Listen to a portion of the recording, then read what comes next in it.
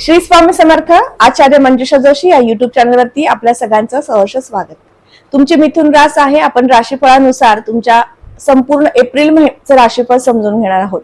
संपूर्ण एप्रिल महिन्यामध्ये तुम्हाला कोणती कार्य हाती घ्यायची आहेत, कोणत्या गोष्टींमध्ये विशेष लक्ष द्यायचं आहे, कोणत्या गोष्टींकडे दुर्लक्ष करायचंय, या सगळ्या गोष्टीची माहिती समजून घेत आहोत तुमच्या राशीनुसार. चला तर मग माहितीला सुरुवात करूयात. प्रथम स्थान तुमचा आत्मविश्वास दर्शवतो. तुमची रोजची दिनचर्या, काम करण्याची पद्धत दर्शवतो. प्रथम स्थानामध्ये गुरु मार्गी अवस्थेमध्ये आहेत, त्यामुळे सगळ्यात महत्वाचं म्हणजे गुरु जेव्हा प्रथमात मार्गी अवस्थेत येतात त्यावेळेस तुमचा स्वतःचा आत्मविश्वास पुन्हा प्राप्त करून देतात. प्रथमातले गुरु पंचम दृष्टीने पंचमाला पाहतात, त्यामुळे तुमच्या स्वभावामध्ये एक विशेष बदल, परिवर्तन दिसून येतो. तो म्हणजे खूप आत्मविश्वास आणि निश्चय, या दोन गोष्टी तुम्हाला प्रकर्षाने या महिन्यात दिसून येणार आहेत. तुमच्या स्वतःमध्ये बदल झालेल्या. याचबरोबर या संपूर्ण महिनाभर तुम्हाला एक काळजी घ्यायची आहे, ती म्हणजे तुमच्या भावंडांसोबत कुठल्याही प्रकारचे मतभेद होणार नाहीत किंवा कुठलेही निर्णय तुम्ही त्यांच्यावर लादणार नाहीत. या दोन गोष्टींचा विशेष तुम्हाला लक्ष द्यायचं आहे. याचबरोबर कुटुंबाचं सौख्य आपण धनस्थानावरनं पाहतो. या ठिकाणी असणारी कर्क राशी, या ठिकाणी कुठल्याही पापग्रहांच्या दृष्ट्या येत नाहीयेत, त्यामुळे विशेष काळजीची आवश्यकता नाही. या संपूर्ण महिन्याभर तुम्हाला तुमच्या कुटुंबाचं सौख्य मिळेल. पैसा व्यवस्थित गुंतवणूक करण्याची संधी उपलब्ध होईल, त्यामुळे तुम्ही आनंदी असणार आहात. तृतीय स्थान परिश्रमाचं आहे, पराक्रमाचं आहे. त्याचबरोबर या ठिकाणावरून आपण डिजिटल मार्केटिंग या संदर्भातील व्यवसाय सुद्धा पाहत असतो. या ठिकाणी केतूंची उपस्थिती आहे, सिंह रास येते आणि रवी उच्चस्थ होत आहे, त्यामुळे परिश्रमाशिवाय पर्याय नाही हे लक्षात घ्या.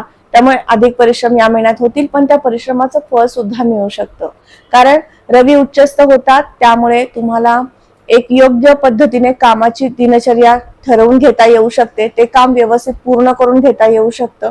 याचबरोबर तृतीय स्थान हे पर्यटनाचं सुद्धा आहे. या दरम्यान तुम्हाला पर्यटनाची संधी मिळू शकते.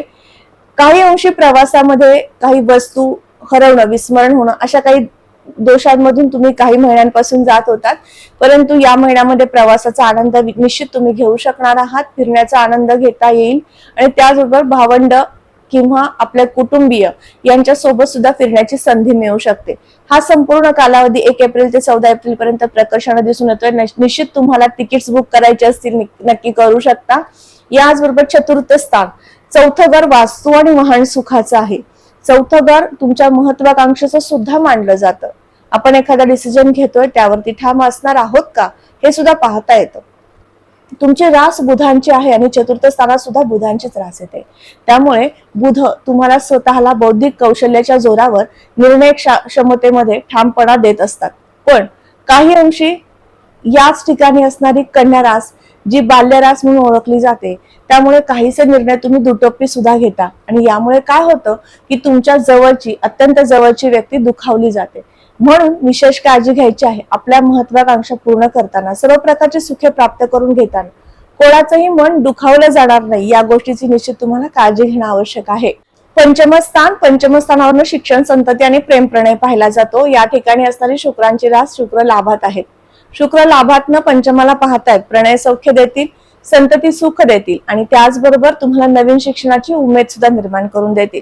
काही कला क्षेत्रातलं शिक्षण घ्यायचं होतं तर निश्चित तुम्ही आता निर्णय घेणार आहात आणि ते शिक्षण पूर्ण करून घेणार आहात. डिजिटल मार्केटिंग संदर्भातील शिक्षणाची सुरुवात करायची असेल, निश्चित करा. हाच तो शुभ काळ आहे. या दरम्यान तुम्ही केलेलं कार्य नक्कीच पूर्णत्वाला जाणार आहे. या षष्ठ स्थानाकडे जाऊया. षष्ठ स्थानामध्ये वृश्चिक रास येते आणि मंगळ दशमात आहे. षष्ठ जेव्हा दशमात जातात त्यावेळेस ज्यांचा रिअल इस्टेट मधलं काम आहे किंवा मार्केटिंग क्षेत्रातलं काम आहे किंवा सेवाभावी कामे तुम्ही करता किंवा मेडिकल क्षेत्रामध्ये काम तुमचं आहे, या सगळ्यांसाठी एक संधीचा काळ असतो. परंतु याचे अधिपती अस्तावस्थेमध्ये आहेत, त्यामुळे थोडंसं तुमचं काम विलंबाने होतंय किंवा होणार आहे. मग यासाठी तुम्हाला निश्चित एक उपाय करायचा आहे, एक उपासना करायची आहे. कोणती ती आपण व्हिडिओच्या शेवटी समजून घेऊयात. नक्की करा, कारण शनी मंगळ एकत्र असणं म्हणजे विस्फोटक योग आणि या विस्फोटक योगाचे काहीसे परिणाम तुमच्या आयुष्यात घडतात, ते शुभ प्रमाणात आणि काहीशा प्रमाणात अशुभ. त्यामुळे दशमातील अशुभतेचे फळ कमी करायचे, शुभत्वाचं फळ वाढवायचंय, म्हणून आपण ही उपासना समजून घेत आहोत. आरोग्याच्या दृष्टीने विचार केला तर उष्णतेचे विकार तुम्हाला प्रकर्षाने जाणवू शकणार आहेत, कारण मंगळ शनियुक्त आहेत, त्यामुळे जुने आजार त्वचा विकारा संदर्भातील काही असतील किंवा त्वचा विकार तुम्हाला वारंवार सतावत असतील, ज्यामध्ये सोरायसिस सारखा आजार सुद्धा असतो, तर या प्रकारचे काही आजारपणात तुम्ही जात असाल तर नक्कीच तुम्हाला आता त्रास बळावू शकतो. विशेष मेडिकली ट्रीटमेंट घेणं आवश्यक आहे. त्याचबरोबर तुम्ही मेडिकल क्षेत्रामध्ये डॉक्टर म्हणून काम करताय, तुमच्या सगळ्यांसाठी सुद्धा आता थोडासा कामाचा वर्कलोड वाढणार आहे, ताण वाढणार आहे, पण त्यातनं तुम्ही समाधानी राहणार आहात तुम्ही इतरांना योग्य उपचार दिल्यामुळे. त्यामुळे उत्तम प्रकारे तुमचं कार्य करणार आहात तुम्ही या महिन्यामध्ये. तसेच सप्तम स्थान तुमच्या जोडदाराचं सुखाचं आहे, प्रणयाचं आहे. तर सप्तमेश गुरु लग्नातनं गोचर करतात. सप्तमेश लग्नातनं गोचर करतात त्यावेळेस तुमची पत्नी किंवा पती यांच्यामध्ये थोडासा इगो, अहंकार वाढलेला दिसून येतो. हा अहंकार जास्त मोठ्या प्रमाणात वाढू नये किंवा यामुळे तुमच्या नात्यामध्ये दुरावा अंतर येऊ नये किंवा चिडचिड, मनस्ताप या काहीही गोष्टी घडू नयेत म्हणून जास्तीत जास्त गुरूंची सेवा, गुरूंचं नामस्मरण करणं फार लाभदायक ठरू शकतं तुम्ही आणि तुमच्या पत्नी किंवा पतींनी. त्याचबरोबर सप्तम स्थानावरनं पार्टनरशिप मधील व्यवसाय पाहतो. पार्टनरशिप मधील व्यवसाय पाहताना पार्टनर म्हणून तुमचे भावंड असू देत किंवा तुमची पत्नी किंवा तुमच्या एखादा मित्र, मैत्रीण हे सुद्धा पार्टनर म्हणून आहेत. पण सगळ्यांसोबत स्नेहभाव तसाच राहील का या महिन्यामध्ये? यामध्ये एक प्रकर्षाने गोष्ट सांगू इच्छिते. 14 एप्रिल पर्यंतचा कालावधी थोडासा धोकादायक आहे. 14 एप्रिल नंतर तुमच्या नात्यामध्ये परत ती चांगली स्नेह भावना येऊ शकते, परंतु तोपर्यंत मात्र विशेष काळजी घ्यायची आहे.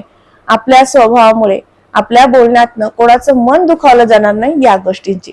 तसेच भाग्यस्थान, भाग्य आणि शुभ संकेत घेऊन येणार आहे. 9वं स्थान आहे.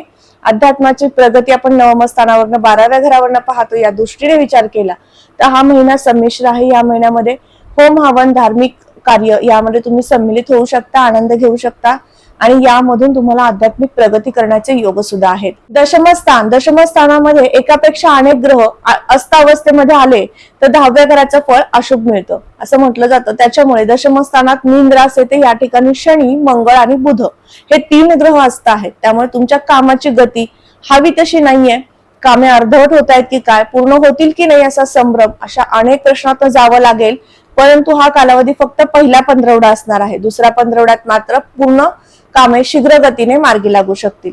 याचबरोबर नवीन व्यावसायिक वर्ग जो आहे, ज्यांचा कागद, कापड, गोड पदार्थ, संगणक, द्रव पदार्थ या संदर्भातील व्यवसाय आहेत किंवा हॉटेल व्यावसायिक वर्ग, या सगळ्यांसाठी मात्र संपूर्ण महिन्याची स्थिती उत्तम असेल. लाभाचे योग उत्तम आहे, तसे गुंतवणुकीचे योग सुद्धा असणार आहेत. या महिन्यात मेडिकलसाठी खर्च होऊ शकतो आणि पर्यटनासाठी खर्च होऊ शकतो. अशा पद्धतीने 12 घरांवरनं आपण जाणून घेतलं मिथुन राशीच्या जातकाला संपूर्ण महिना कसा आहे. आता आपण उपासना समजून घेऊयात, कारण उपासनाची गरज नक्कीच तुम्हाला पडेल. या महिन्यामध्ये दत्त महाराजांची सेवा करायची आहे, उपासना करायची आहे किंवा रीम द्राम दत्तात्रेयाय नमः या मंत्राचा जप करू शकता. यामुळे तुमच्या लग्नस्थानातील गुरूंचं फळ, जे की तुमच्या पती किंवा पत्नीच्या अहंकाराच्या स्वरूपामध्ये आपण समजून घेतलं किंवा तुमच्या स्वतःमध्ये तो अहंकार जागृत होणं, असे काहीसे फळ मिळू शकतं.